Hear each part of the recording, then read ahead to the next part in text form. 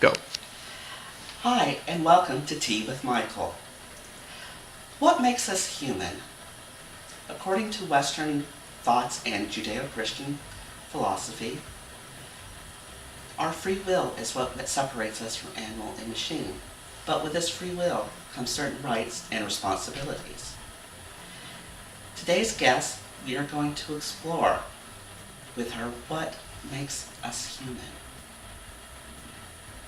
You might have seen this in the headlines recently. Today's guest is Sybil Wright from the American Civil Liberties Union for Zombies. We prefer the term undead people. Okay, undead people. She is the first attorney to represent the first undead person convicted of murder in the United States. Welcome to Tea with Michael. Thank you for having me here. I want to point out, Michael has been such a gracious host. He found a small brain for me to drink, to eat with my tea. Thank you. Yes, I had to go all the way through Republican National Commission to get that. Well, So how are you doing, Miss Wright? I'm doing just fine. Thank you for having me here today. So let's just get to the nitty-gritty because most of our viewers have ADHD. Okay. According to Marina the Younger, back in the 4th century, she said it was our soul that make us human. Do the undead have souls? Of course they do. They were born initially as human, which means they have a soul. I don't know where it is right now because technically, under human laws, I am now dead. But I defy you to tell me where your soul is and you're alive. Neither of us can point to them, yet we posit they do exist, and thus we have a soul. Well, I grew up Southern Baptist, and my soul is somewhere right behind the spleen. Well, I don't care what your religious denomination is in terms of defining where the soul may or may not be. There are more religions in this world than Southern Baptist. Some religions don't even believe in the existence of a soul. And they're wrong. Okay. We're just going to have to agree to disagree on that point. Yes. Okay, I also want to ask you, Aristotle also brought up the concept of free will makes us human, and that is our ability to reason is what separates us from animals and machines. Zombies certainly can reason. They hunt in packs and communicate with each other as to who the weakest member of the pack they might be able to conquer, and thus share and divide the brain involved. Zombies also have the free will not to kill. For example, they don't need brains 24 hours a day. They only hunt when they're hungry, the same as humans did when they first acquired rationale to go out and hunt woolly mammoths and other beasts available to them as they became the evolutionary stage known as Homo sapiens. We are simply yet another evolutionary stage. And so, as a zombie, would you say that No, you're- undead person. We consider the term apologize. zombie as demeaning.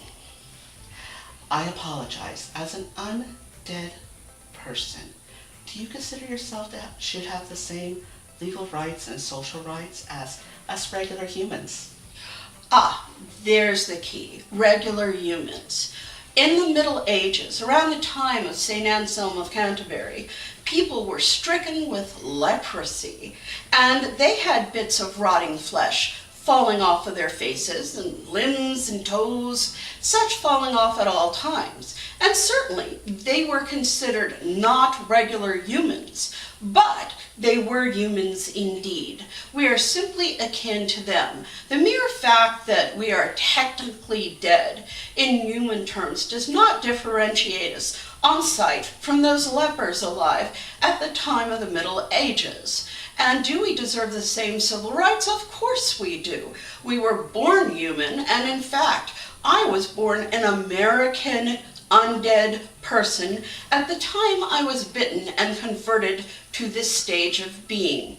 Zombies can think, and many of them have hobbies. We certainly have a number of good I'm using the term, but I should not use it, undead person chefs. We have our own people who create clothing for zombies. We prefer You mean undead people? I agree. I'm sorry. You're correct. I keep using the term, and I shouldn't. Would you think that's a form of internalized zombiephobia? I think... Or undeadophobia? I don't think it's a phobia. It's very common for us to use it among ourselves, but when used by outsiders, we consider it insulting. But in our movies, in our rap music, we do use the term. Okay, and also, I was wondering, are zombies considered technically dead by the Social Security Administration? A very good question. We are campaigning now to change this. We believe we should be able to draw upon all the benefits we earned when we were technically alive in human terms. The benefits now are being rooted to our descendants or our codependents, such as spouses. We believe they should come to us. We've not been interred. We are still mobile, and we still need money to purchase things. Yes, but if you're considered dead by the Social Security Administration, wouldn't that mean that you are dead to the government of the United States of America? Many people are pronounced dead, and then after the 7 years have passed and this announcement has come, they show up alive once more. It's just a load of paperwork to get them reinstated. How are we any different? Yes, but if you are legally dead, how do you have rights? We have rights because we are Americans, and many people have rights after death. For example, if I was a buried corpse, you could not dig me up and do things to my corpse, such as auction it off for parts, because the dead do have rights. Okay, and why is it okay for a zombie to kill a human? We're simply hunting to make our lives better. We have to eat. You have to eat. Many humans who term themselves alive hunt, and sometimes they hunt and do not eat what they kill. How is this any different in the natural law? Well, Jeffrey Dahmer wasn't able to use that as viable defense.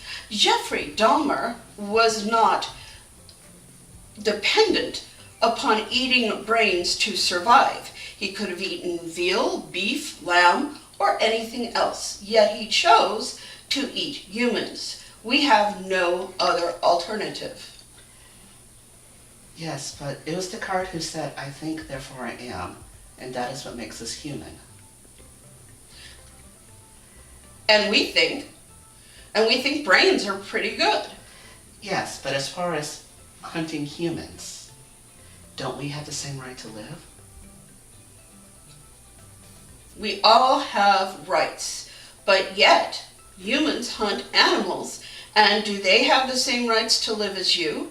They are technically what you call alive, and yet you have slaughterhouses for them, you raise them, and then you kill them. You have no qualms about this, because you believe it is in the Christian natural order to kill beasts.